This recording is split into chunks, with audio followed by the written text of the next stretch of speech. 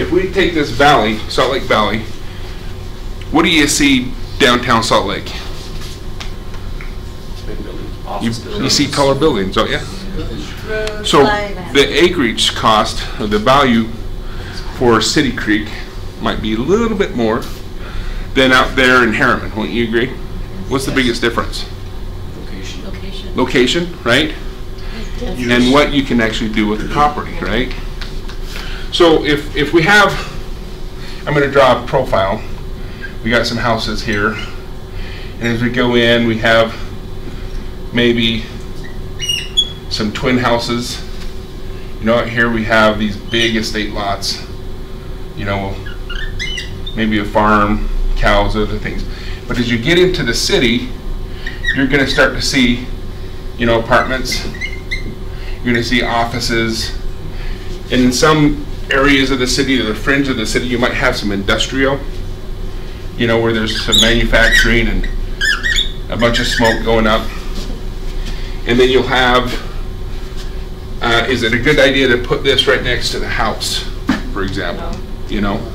So there's what's called transitional zoning, where a city's going to be looking at things. And how do they do that? I mean, if you take a piece of raw ground in the middle of the city and you pull it up and it says agricultural, you're like, wait a sec. Who would have agriculture right here in the middle of the city? Why is that? Old zoning. Huh? Old zoning. Old zoning, right? So how would you know what the highest and best use is? Any thoughts? Call you. Homework. Well, I want you guys to do a little homework and then call me and then let's take it to the next level. Well, you gotta give my grandpa's, so the house my dad grew up in was right off 54th, and in Taylorville, a mile or so before. Anyway, he lived on an acre right there, and after he passed away about 8 years later, so this was maybe 10 years ago, and the investor wanted to buy that house and the one next door because they're both 1 acre, but they were both zoned agriculture. Right. Even though they're law. Right, it's just an old zoning, right? Until the use changes, it just kind of carries the property, right?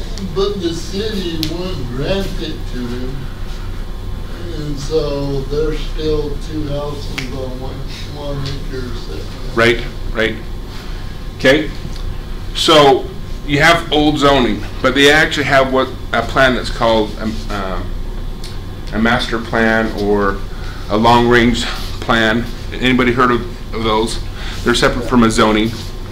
And the purpose of that plan is you take Saratoga Springs or you take an Eagle Mountain, there are these younger cities and they have all this growth areas.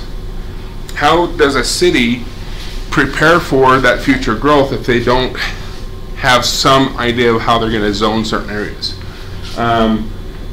Many years ago, a couple opportunities I had, I served on the long-range planning committee with South Jordan City before Kennecott was doing Daybreak. And in the process of that, they were trying to master plan. Bangor Highway wasn't even in, so they were actually doing some corridor study and doing some zoning around that corridor, much like this, and then transitioning into multifamily and single family. The purpose of that was, as their city grows, what has to grow with it? Population, well, that's just a given, right? But as you have more population, they need services. They need gas, they need power, they need water, they need sewer, roads. And if you don't really anticipate how that's going to work, you end up redeveloping a lot and going through changes. They also need stores, food stores and gas stations. Right.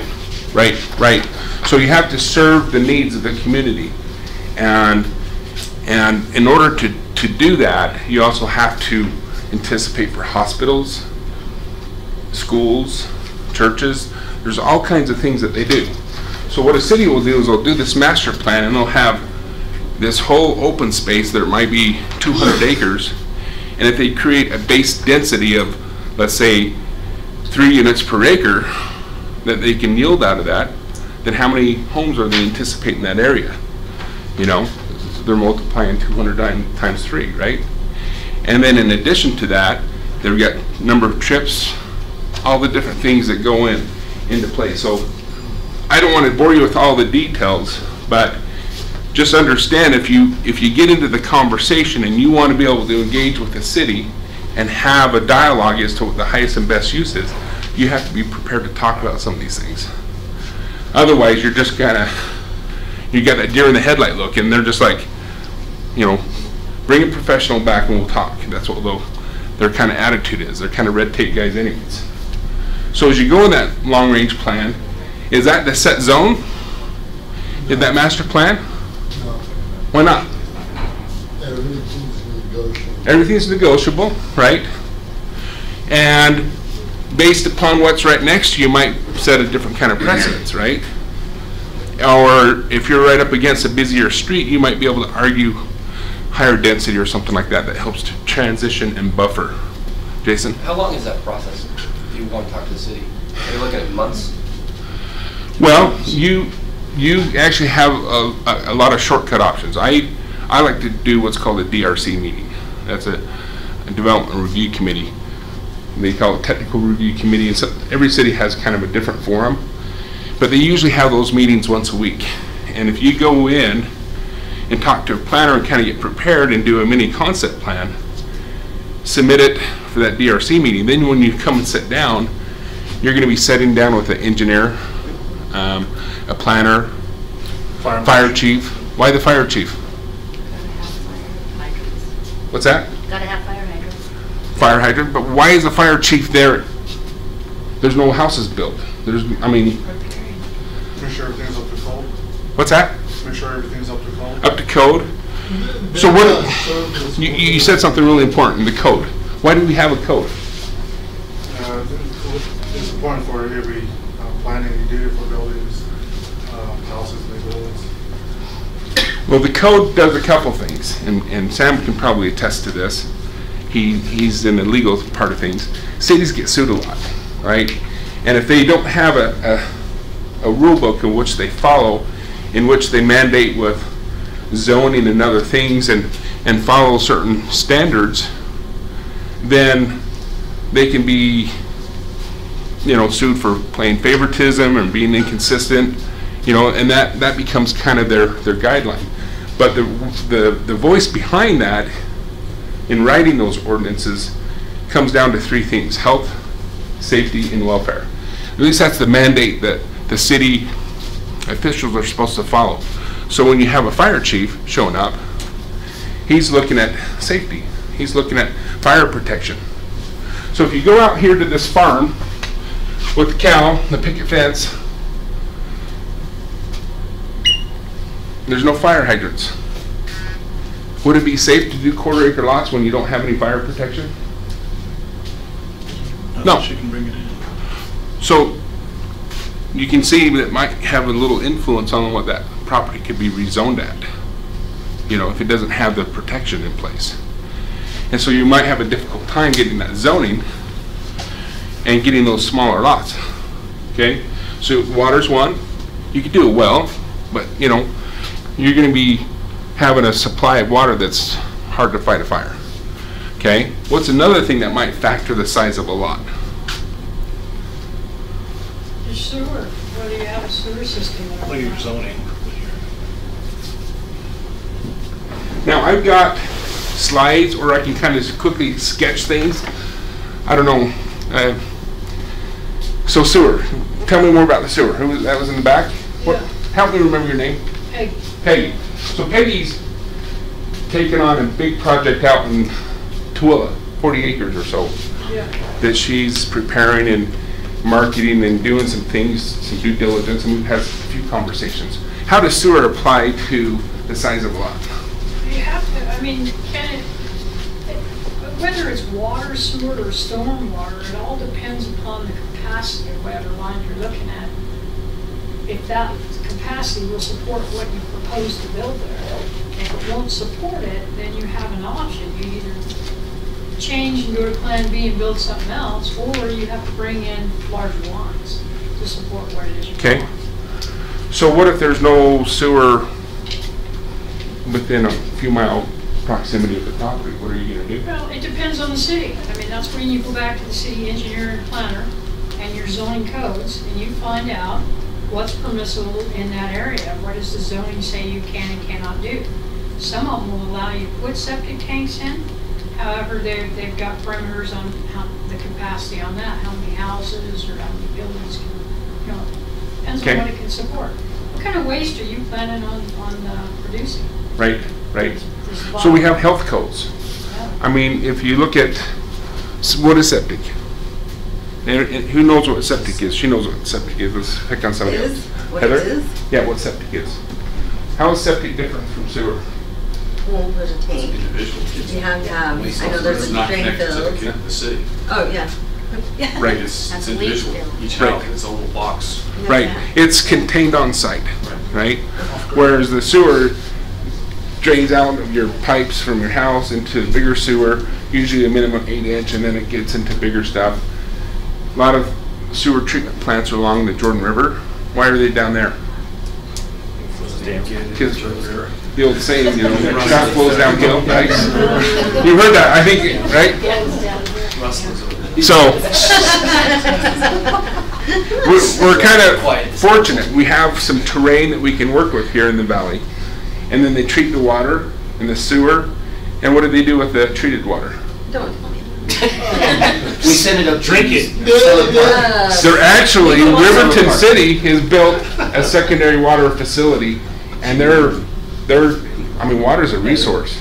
In fact, that water's cleaner than what you'd pump out of the lake. I would drink that way over the stuff out of the lake. I know that sounds really gross, but it's treated water. It's filtered. Goes to Summit. It's gone through a process. And it has some use. And in other communities, it amazes me, here in Utah, we're in a desert. We're the second driest state. Which one's the first driest state? Arizona? Nevada. Arizona's number 3. We're actually number 2. We have more grass than anyone. Overall, I think about 13 inches per year. I know it doesn't belong here, And but I like it. Nevada's like 9 and Arizona's like 14. So we're a pretty dry state. And so water's really important. You're going to see over time the use of sewage water because it's a great source of water. We have water rights in Utah. We won't even get into all that. But so let's talk about the septic. A septic system. You have a house, and it goes out in the ground, and then it has these leach fields. Typically, there's going to go through a catch tank, and then the surplus water is going to run out of it. And this is hopefully breaking over time and then can be pumped. But the water will percolate down into the ground and eventually down into our water table where we have wells and other things. Do you think it would be a smart idea that everybody dumped into the ground? No. We'd have a problem, wouldn't we? I mean, we don't really have that many places that do septic tanks nowadays, do we, here in Utah? We do. All communities all over the place. In fact, you'll see a house. The rule of thumb is that if you're within 350 feet of a sewer line, you're required as a property owner to run a sewer, even if you have to pump it, with a small little pump from your house. And so 350 is kind of the limit. And just in general, pretty much any type of soil, let me say it another way. Is every soil the same as far as percolation? What's the difference between sand and clay? So it doesn't absorb. Right. So if you've got a leach field, you're going to have to demonstrate your percolation rates and have an engineer go in there and actually do it. And so a lot of times if you're dealing with lots like in timber lakes, before you can get a building permit, they're going to require that you do a perk test. That's where you dig down and dig a hole and they fill up the water and they measure how long it takes for this to how many inches it drops in an hour or whatever. Is that what a perk test is? So- See? I didn't know. So that's going to determine the size of your property. Typically, I don't see anything less than a half an acre. You have to have a half an acre or more to even qualify for a septic. Okay, so right there, that's going to affect this density, right? And so so health, safety, and welfare are major factors with the design concept. So sewer, water. What's the most important utility that you can imagine? Power, gas. The most rare utility is what? Who? What? Garbage. Garbage is the most rare utility? That is not rare. Okay. That was just one. Water. Especially in Utah. Yeah. Now let me think about this. The pioneers are actually our forefathers of development. When they came into the valley, it was sagebrush, and where did they settle? Around water sources. Think about it. Our development. People ask, well, why is these cities all cramped together? Well, it's because of water. It's basic services. And you're only able to expand as fast as you can serve that population. And sometimes you hear the term moratorium. Have you ever heard that? Cities set up a moratorium because of what? They can't keep up with growth. They don't have the capacity in the sewer to allow more development until they expand that sewer system or have some solutions. And so you'll see those types of things. Okay, so water, sewer. Years ago, Eagle Mountain had water flow. Right, yeah. And it's going to be, I think, a problem that gets more challenging. That's why the reuse of water is going to be really important. Right. And stuff like that. So we have, some great things here. Has anybody traveled to South America and saw their water systems? It's pretty bad. I mean, it rains all the time, but horrible water sources because of treated water. Okay, so let's see. How are we doing so far? Is this kind of on topic of what you guys are wanting to know? Let's jump a little bit ahead and talk about values. If somebody's going to be looking at value of property, raw land, first thing I want to know is how do we determine the highest and best value of the property? If you got a little infill project right in the middle of Mill Creek, high-end homes all around it, and you got 3 acres, how do you determine that value? How is it that you go through that process of saying, you know what, this is worth this much? Your clients are going to say, it's worth $1 gazillion, right? And here's what I see all the time. You take 1 acre, it's just, you play with this mentality. You got 1 acre, the city says you can have 1/4 acre lots. How many lots does the client think that you can get? 4, right? But they haven't factored in that you got to do a cul-de-sac, you got to have a right-of-way, and so you end up with something like this. You end up with 3 lots, right? There's what's called a yield. And so as you start to look at the highest and best use of a property, you've got to look at what it's going to yield out and then kind of reverse this in. So what we do know, if we look at our comps, what a 1/4 acre lot's selling for, right? And then if we start to back it into, we have 3 acres, we go through this process of raw value. So we take the finished retail lot of the lot, we take and start minusing out some costs. Your commission, if you want to, if you're getting things off the MLS, there's being commissions paid on that. It's a retail price value. You've got all the lots that you've got to calculate. So having an idea of how many lots you can yield is going to be a little bit of a challenge. I would recommend you hire someone that knows how to subdivide property and to estimate the number of lots. More lots or less lots? Which one's going to give you a better return? More lots. Typically more, right? They'll sell for less, but you'll have more to sell, right? So the rule of thumb is more. There's always an exception to every rule though. Okay, so we take the total number of lots. In this case, we've got 3 lots. Let's see, 3 lots here. We got the improvement costs. Now we're at 92%, right? Because we've taken out 8%. I was saying 6%, maybe a couple percent for title and things like that. But then you have improvement costs. Huh? Is it a normal listing for I'm just saying land. 6% and plus about 2% for other costs. So that's your commission plus other costs. Yeah, Is what you're the talking closing costs, yep. I usually bump up about 2% above whatever the commission is, right? And then you have improvement costs. How do you determine improvement costs? You know, for example, you've got to build this road. Under the road, you've got a water line. You've got a sewer. You probably have some, you know, road cuts out here, and you've stubbed into the sewer that's in the street for water. So there's a lot of cost to factor in. There's what we call on-site cost and off-site costs. The off-site costs are it's kind of the X factor, because not every property is going to be the same. It's not going to be this simple, right? Many times you've got to go, you know, 1,000 feet down the street. And is that going to affect the value of that property and its highest and best use? Yeah. Absolutely, right? So you've got your improvement costs. There's on-site and off-site. And then if there's a lot of unknowns, you know, you're going through this process, you're marketing and selling this piece of ground today in its raw land form, and the developer's like, that looks like wetlands over there. Or, gal, the terrain, the topography, looks like there was a bunch of import that was brought in here, a bunch of garbage, or there's some demolition. There's other contingency costs that you have to factor in. And the more contingencies, what's going to happen with the value? It's going to drop. Right?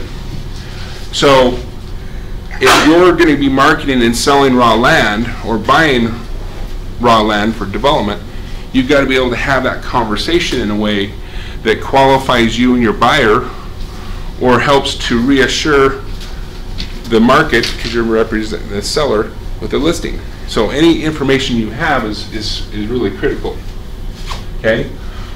So there's a contingency cost. And then, you know, a developer comes in, he buys the ground for $1 million, and he puts $1 million worth of improvements. How much is he going to want to sell that all for? Is he going to want to just get $2 million and walk away? Just break even? No. He's got to have a little incentive, right? So he's going to have some profit in there.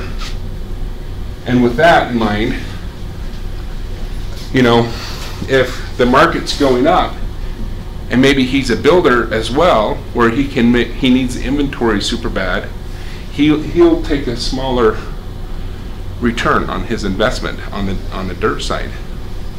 On the back side, he'll make money on the building.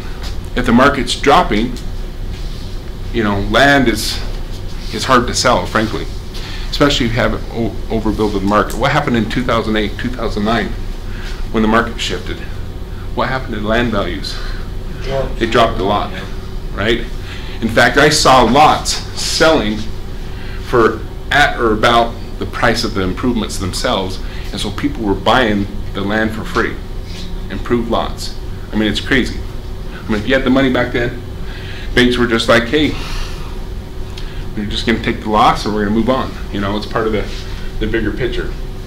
So what's left over when you start out with this piece of land, you say, okay, 3 lots times $100,000 each.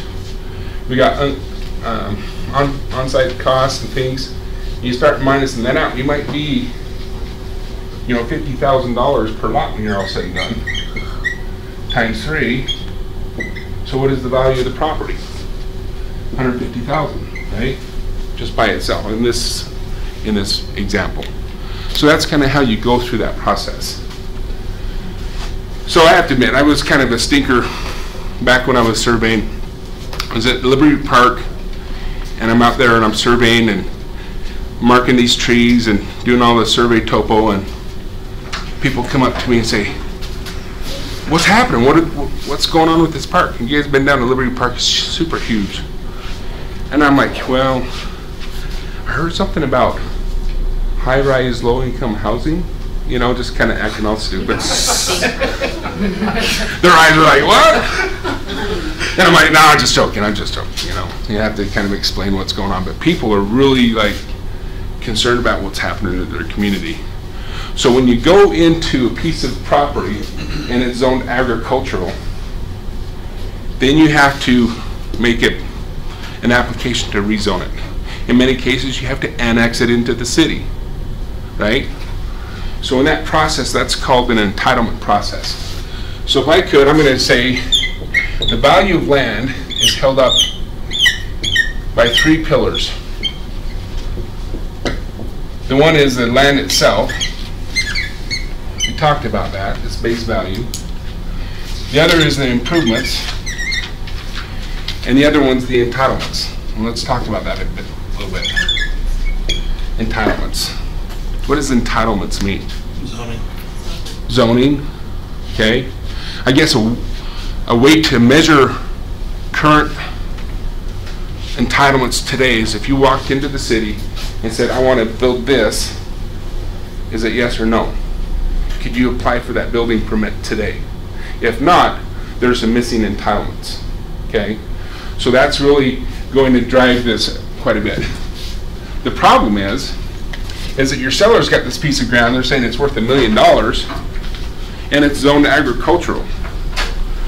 So now you have all this uncertainty what the zoning would be, and until you can start to answer some of those questions and interface with the city and create a forecast of what can happen, your value would be low. So the more information you have to go through that process to raise that value, the better off is for the client. Okay. I have a question on that. So this is loaded. So you have someone that has 10 acres and it's agricultural. And I don't know as an agent how involved you would get to help them work through that entitlement. If they know nothing about this, is it worth the time and energy to get the entitlements, working with the owner to change it? Because as agricultural, it's not going to bring them their highest, best value. Good question. Dan, what would you say on that? What are we doing on it? What are we doing? It's not quite that big. We got one up in Layton we're getting that on. And we did the DRC meeting. The guy lives on a kind of a pie-shaped thing.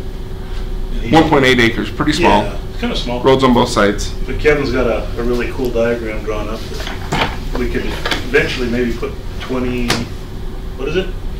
Builder could maybe put close to 20 properties. First off, so take a step back. We looked at what we could get. R16 is adjacent zoning. We could get about 7 extra building lots and leaving his home there on place. I actually have a concept plan here of it. Let's go ahead and pull the screen down so I can. So I'm hearing yes. Yes? I'm hearing yes, it's worth your time and energy. Well, what we ended up doing is that we did a 9% commission. And we offset your time and energy. Right, we had some extra things built in for those entitlements, but he saw that if we just sold it today in its current condition, we'd just be selling one thing. So what we were looking at doing is splitting the house off and then selling the land so that we have a larger buyer pool. You know, I'll bring that up real quick. So what's it zoned now? Agriculture. Is it working? How long Well, the is this master plan process? is zoned for medium residential. Here's the question I have is like, what part does the county play versus the city on entitlements? Is that a question? Let's turn off this front light. It's just so ironic that you're having this meeting today because I have that happening right now, this morning. I'm incorporating. So we got this piece. You know, we could kind of cut this off and see what we could do here, or we could look at bulldozing it down. Those are the 2 question marks, right? We looked at the long-range plan. It showed medium residential. We even talked about maybe even doing townhomes, and that conversation led into, well, if you're going to do a higher density, and of course we knew this going into that we wanted to assemble. This piece was owned by the church. It was deeded to the church. I say the church, it was the Catholic Church. And their goal is to sell it in the next year. So when we assembled this together, we started looking at the different possibilities. And so let me just show you a couple of concepts real quick.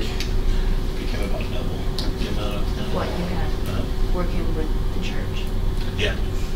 Well, yeah, it's a big piece of property, kind of finishes your pie. And it's in a great place. Those 2 roads right there are both kind of artery roads. So I think you just hit on a it's very important when you're selling something to start looking what's around it. And see, what do they want to do? Does someone want to buy it? What are they going to plan on doing with theirs? Sometimes the highest and best use could be the neighbors. There we go, that looks better, huh? So I looked at this, and they said, okay, we don't want the road any closer than 200 feet from this roundabout. He had his driveway coming over here. And they said, oh, by the way, we can do a private lane, meaning 20 feet wide, 16 feet of asphalt, but you can have no more than 5 lots accessing that road. So what we did is we made it to where these are, accessing Church Street, and then we did the minimum frontages and minimum lot size of 6,000, so 70-foot wide frontages, and then laid this out. And then turnaround wise, we had to have a turnaround for fire safety, so we did what's called a hammerhead. And so that's the highest and best use by itself. But as we started to evolve the conversation, That's just his land. And then this is the church over here. So then you've got a Okay. different idea. Yeah, I think that's what. we looked at the church piece,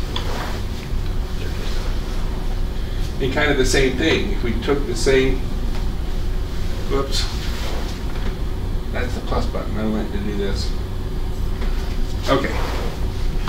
So, there's the other little subdivision, and then the same thing here, 5 lots.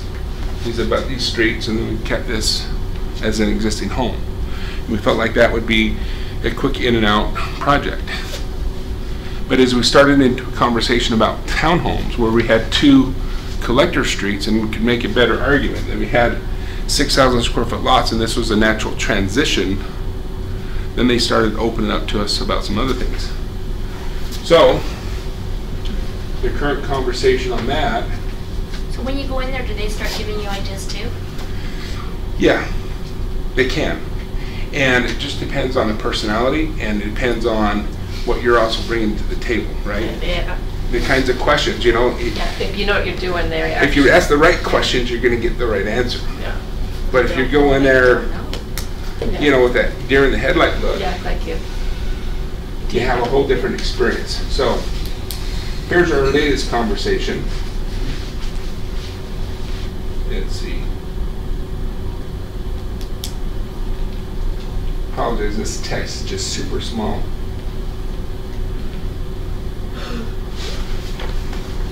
And I gotta do that again each time. So right here, we tore down this home, and we've got these little individual properties. They're little patio type homes almost. I mean, they can be 2-story. I mean, but very small. You have a minimum of 10 feet between the homes, the structures itself, and we had to have a 30% open space. But now we're up to 19 new units and leaving this house there. And so there's an opportunity for builder/developer to sell 19 properties right here with this concept. When you get that under contract that way and you make a deal with the potential seller that you'll help them entitle it, who covers the engineering costs? Because you have that initial survey and all that other stuff. That's a great question. How do you handle that? Well, in this particular case, I had my client cover the survey cost because he saw the value of, if you have uncertainty, what you're selling is down here, but the more information we were able to provide, and the not only the information, but that information is essential for us to make an application with the city. Right. We can't go through that process with the city without providing them information. What kind of cost is that? That was $2,500 Yeah. to do that survey. Yeah, you just round it up to 3,000, that seems to be the average. Right. So he paid for that, and we had an agreement with the listing that Sam Bell actually helped us write up that basically allows us to go into this process of providing additional services beyond just the listing, and we spell those things out and what that additional service costs, and so that's where the increased commission was. Okay, and so by going through that process, he has to pre-approve everything in writing. So we just use an email correspondence to say, here's a proposal, go ahead and let us know if we're okay with that, and he'll send back a reply, and he'll sign the contract with the engineer, so he's on the ticket to pay that. And so that's how we did that process. So we don't want to spend a lot of money in this process of development. Unless you're a developer, it doesn't behoove you to spend tons and tons of money. But there is a process called a paper subdivision. And has anybody heard of what that term means? Russ? Just paper lots. Paper lots? What is a paper lot though? I guess to me, I don't know what I'm right, but basically what you've done right there. Well, this is a concept, okay? So if you really want to understand what a paper subdivision is, it's where you've taken it through the process with the city. You've got engineering, you've got utilities, you got all these construction documents, and you've even got your bond calculated, and everything's ready to record the plat. The plat's drawn up, showing the easements, the legal description, all the little details. That is a paper subdivision. It just hasn't physically been built. So the entitlements are there, what we talked about with the 3 pillars, that values it there, so the certainty has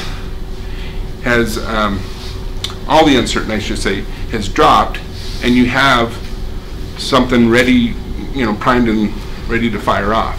And so a builder can go in and calculate their costs because they basically have construction documents. They can pay top dollar, right?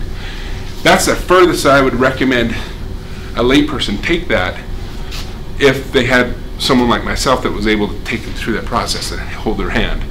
If they are just trying to do that on their own and they don't plan on making a career out of it, I would just recommend highly against it, because there's probably more bankrupt developers than there are successful ones because of this learning curve.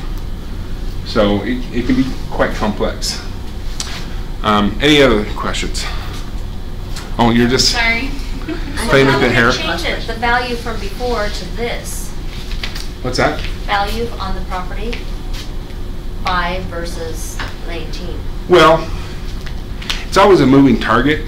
Certainly, as you go through the process, you're going to have to see what the market will do. And I'd rather start just a little bit too high than too low. But I don't want to start so high that people are not even taking any interest. So in this particular case, with the previous one where we had the home, we did a CMA on that home, and we figured about $240,000. And then with the 6 or 7 lots here, with the cost of improvements and everything, we valued that around $200,000. And so we recommended a base value of $440,000 for 1.8 acres. Almost $500,000, right? And so he's still coming to terms with that, right? And I'm okay, because in the background, we've got a 12-month listing. He's committed to selling this. He has a high level of trust because we provide him information that he can make informed decisions on.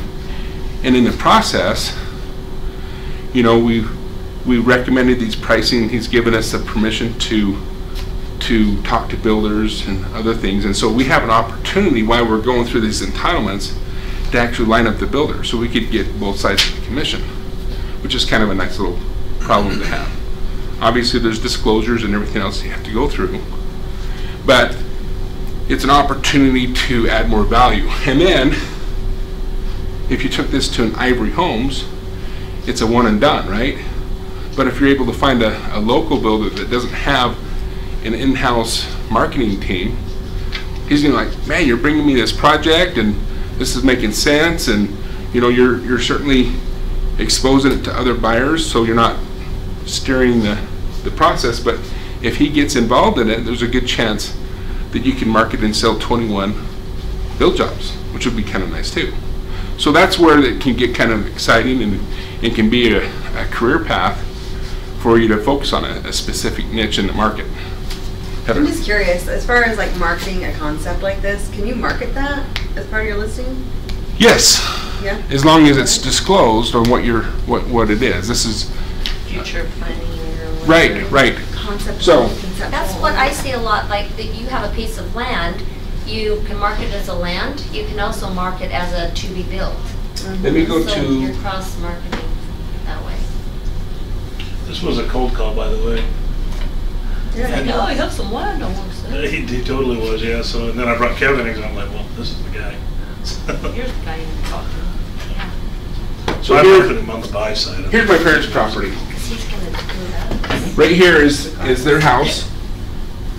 And then there's this property that's got the subdivision on 2 sides and then a regional detention pond that the city's planning there. And they were basically told that if they wanted to develop, they had to tear down their home. We went through the process of creating a flag lot ordinance that allows us to keep the home and do a 25-foot stem back here.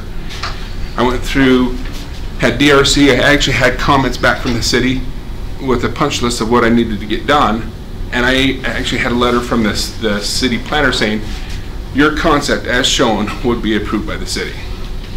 Pretty ironclad. So I took, to answer your question, and created this mock-up concept here.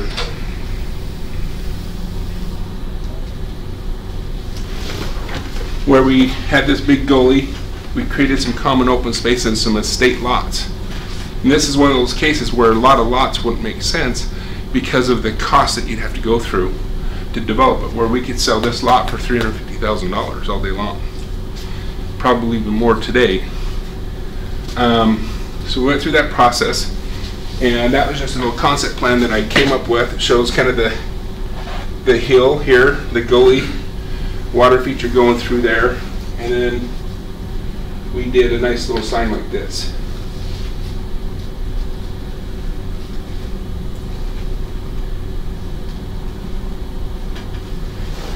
So that same concept just transposed onto it, and here was the sign location, so people could kind of just immediately come to terms. We had this sold twice, family dynamics.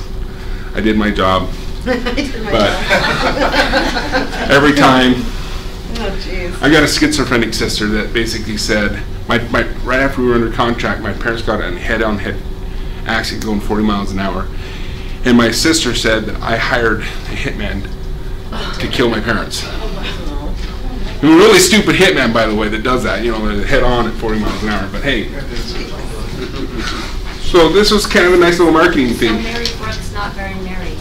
And what was cool about a project or a sign like this is not only do you, in this sign that we did, I wish I had it, but we called for joint venture on the sign. So it really disclosed to, you know, inform builder developer, hey, this is an opportunity for me to get involved in this. In this particular case, we had a lot of people wanting to buy, oh, we're interested in this lot, that lot.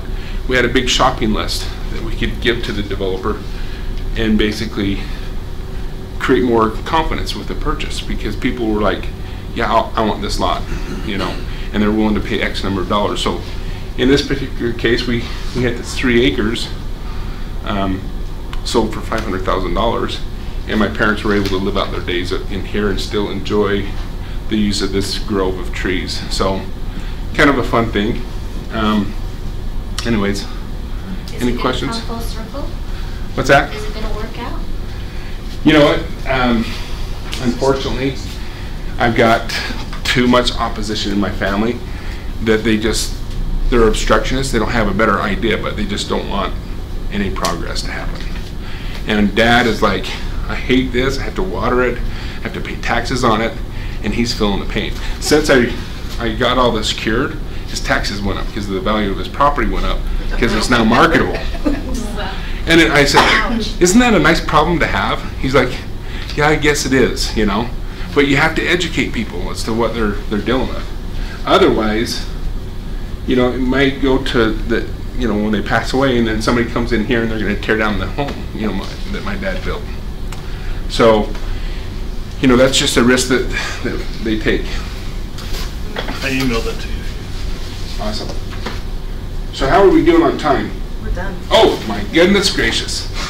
Kevin, you just don't know how good you are. Well, I will tell you this. I love this stuff. I mean, I remember when I was in 5th grade with my friend, And we spent a Saturday, and we were up there sweeping the curb, brand new street up there in American Fork on the bench, and he was getting ready for his final bond inspection.